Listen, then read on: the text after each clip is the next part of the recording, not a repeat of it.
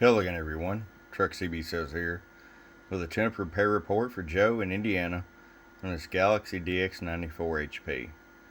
Joe, we got it ready to go for you, bud. Went back through this thing.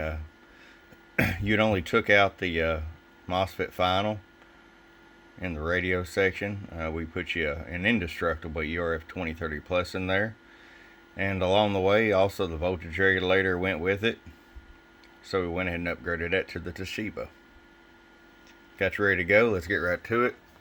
RF power all the way down.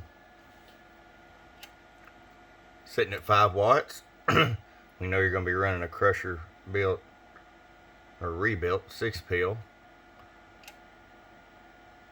Just a hair over 20 all the way up. I'll show you average power swing. Low.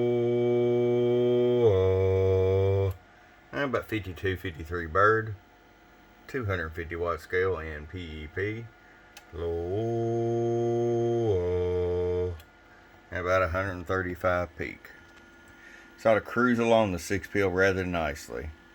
Alright, Joe, I appreciate it. From your friend Truck at www.truckscbsales.com. Bump bump.